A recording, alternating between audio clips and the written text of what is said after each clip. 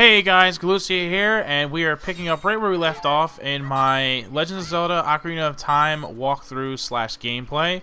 And today we are picking up on Lon Lon Ranch. So as I said, there are a few things that we needed to do here, and we couldn't do it until we actually went ahead. Oh no, damn it, I hate when I do that by accident. Shut up, shut up. I don't want to talk to you right now. We had to go through the whole thing at the castle where we woke this jerk up and so on and so forth before coming here. But basically what he's mumbling about right now is the fact that he has a game where if we can pick out his 3 special Kukos out of the group of the regular ones, then you win a prize. And it's not a heart piece, but it's actually a bottle of milk, which in many ways is more helpful than the heart piece. But we're not going to play the game right away, and then he immediately falls back asleep. So what you want to do is you want to pick up all the... Oh my god, are you serious? I just accidentally walked out. Okay, so for starters, what you want to do is be careful, because I've already accidentally talked to the guy and opened a door.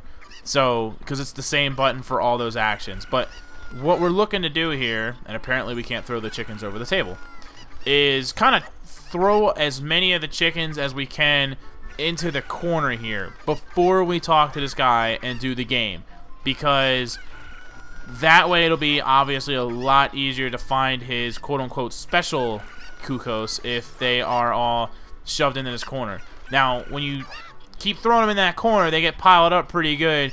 And since there's so many of them, they're pushing on each other, and they're going to start to come out of the corner.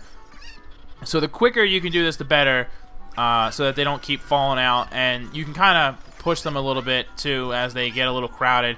Every time I kind of go to throw another in there, I kind of push a little bit as well. Like, hey, get back in there, you.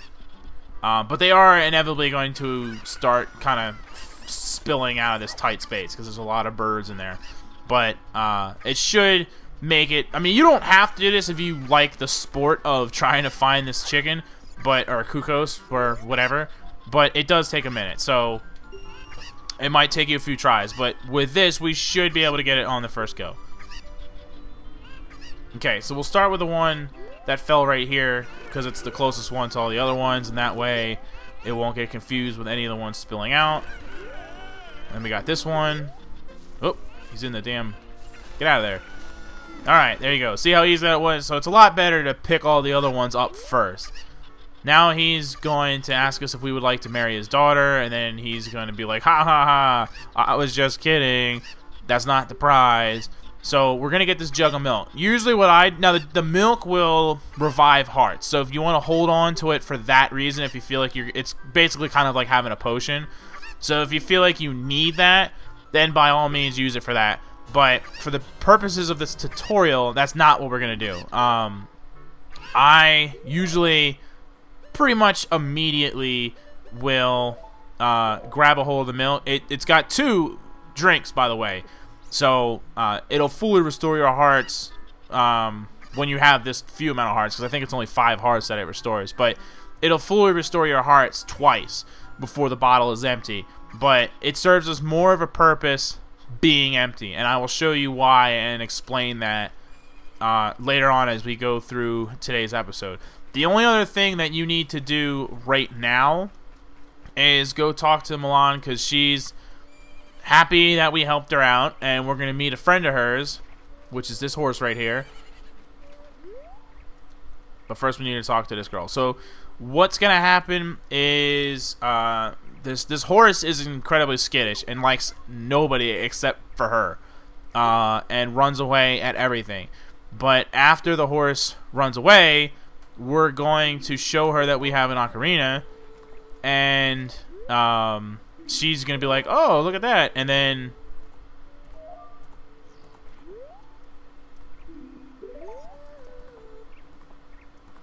There we go. So now she's going to teach us this song. And this is actually completely optional. You don't have to learn this song or do what I'm doing now to beat the game. This is totally like an optional side quest type thing.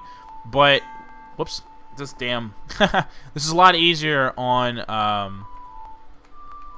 the actual 360 because I'm using the right analog stick of my Xbox controller instead of C buttons. But anyway, so now that you know this song, later on in the game, that is going to be insanely helpful. Again, we could beat the game without learning that song. It is possible. However, it is insanely easier to do that. So it's a total side quest, and without prior knowledge to it, you might have completely skipped that or missed it. I'm pretty sure I did the very first time I beat this game when I was younger, and then I found out about it later. But now you can see that the horsey likes us, and he kind of trying to hang out with us and stuff. So we got that squared away. The next thing to do is to go to Kakariko Village, where we are going to talk about a lot of the various secrets that are accessible there. So I will meet you over there. Okay, so here we are in the Kakariko Village, and there is a ton of stuff to do here. There's going to be tons of Gold Skull Tuas. There's going to be heart pieces. There's the house of the Gold Skull Tua where we actually get our prizes. So there's a big laundry list of things that we can do here, and we have to start somewhere. So we're going to start with the Kukos lady. And this poor lady is allergic to Kukos, which is bizarre because she raises Kukos. So they've spread out all over the place, and she's totally lost them now, and now she needs our help. So that's what we're going to do. So we need to round them all up for her. If she touches them, she breaks out in hives and whatever the hell else happens. So we need to get all the Kukos for her. So get over here. Get over here. Get over here. Aha. So we just threw that one in there real quick, and I threw that one in there just to show you where you're going to be throwing them. A lot of these, though, you're actually going to need a Kukos to get the Kukos. There's a bit of irony in all of this. Okay, so they kind of make you glide because they're flapping their wings, right? So as soon as you get over to there, you're going to throw it so that you can grab the ledge. Once you grab that ledge, you're going to be able to climb over as we did. Now we have this Kukos, so we can throw that one over the fence. Get over here. And then this is the one that we rode, if you will. So we're going to grab this one first, because this is the one that I got in there, just in case he decides to reset magically or some kind of nonsense. Throw him in there. And then we'll go back to the other one that we just chucked over the thing. And he's still roaming around. That's good. Sometimes they'll reset if you wait too long and go back to wherever you originally found them. So that can be a pain in the butt. And then once again, we're going to use this one as a method to get this one. So kind of guide over there, chuck him. We'll grab this one. Okay, now that we have penned him up, we're going to go back to where we got that other one from. If I can pick this one up. The one that we had to kind of fly to get. Once again, we have to... You could have done it before, but like I said, sometimes they reset, so I like to pen him up first and then go about the business that I'm about to go about. So once again, drop that one so he kind of flutters about and acts all silly. And then we're going to climb up this ladder here to get behind the mill. Climbing ladders. Okay. And there's another one right there, obviously. So get over here. Get over here. All right. So we'll. No. Oh, jeez. Oh, okay. Good. The other one fell. I was about to say we might have had to backtrack to get the one that got stuck on that ledge, but he fell in a good direction for us. So that worked out okay. So throw this one in here, and let's see. We got that's 4. So this will be number 5. So we'll take care of that. If you noticed, we walked right by one right at the entrance of the village, so you can grab that guy as is needed. And then the last one is going to be a bit of a hike up the trail a little bit at the gate that is being guarded, which will be significant for other reasons later on, but for right now, it's significant because of Kukos. So, we're going to go up there, we're going to grab the last Kukos. Once we do that, then most of what can happen in the village, at least right now, is more of a nighttime thing. There's a lot to accomplish here at night. There's a ton of Gold Skull Tua, so that's part of it. So probably what I'll want to do is leave the village temporarily and talk to her real quick and make it nighttime. But actually, before we do that, there's one thing that I would like to do before we do that, because it doesn't really matter what time you do it or whatever, and it is a key item, much like this glass bottle. Wow! So now we have 2 bottles, which you could argue is a reason for not drinking the milk earlier, because now we have a second glass bottle. But there, like I was saying before, there's better things to do with a glass bottle, and I'm going to show you one of those things right now. So first thing we're going to do is run up to the graveyard.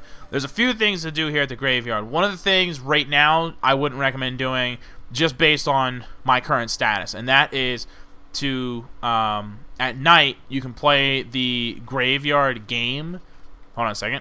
Key point, throwing that, scooping up bugs. Alright, so we have scooped up bugs, which I knew to be under that rock. There's plenty of bugs all over the map to get. That's one of them. What you're going to do with these bugs is there's a bunch of soil patches throughout the game, and when you drop the bug in the soil patch, it... Whoops, wrong button. When you drop it in the soil patch, it makes a Gold Skull Tua pop out. Now, in the original N64 version, when you do this, sometimes you can get lucky and re-grab them. Right there I couldn't, but a lot of times you can. That way you don't have to re-find the bugs. If you swipe quick enough and whatnot, you can re-catch them. In fact, this is one of the only this hole, I think, if I'm not mistaken, that always happens where you aren't able to do it. Most of them you can, but on the re-release for the 3DS, they fixed that, quote-unquote fixed it, something that we didn't want fixed, and now you can't do that. Oh, this jerk, that's right. Okay, so you saw me trying to grab that this tombstone thing here, this headstone, whatever. We gotta wait for that kid to not be near us because he yells at us, and it's stupid because you can do it right in front of the guy that he's yelling. He's like, oh, he's gonna yell at you and be mad, but if you do it in front of him, he doesn't care. Okay, so we're gonna have to come back at night anyway. Alright, so there you go. So what I'm gonna do is I'm gonna wrap the episode here because we did get a decent amount accomplished today. 2 glass bottles, we learned a new song, a couple Gold Skull Tuas, and we have a whole bunch more Gold Skull Tuas to go. A lot more is going to happen. So we're going to wrap it there. I'm going to wrap it there. And in the next episode, we're going to come back into the city at night. There's a ton of Gold Skull Tuas to get. There's a shield, all kinds of good stuff, heart pieces. So join us again for the next episode to learn about all the other secret locations that we have to cover and all that good stuff. Thanks for watching. I'm actually climbing up here because I forget what's in here. I think it's clothes.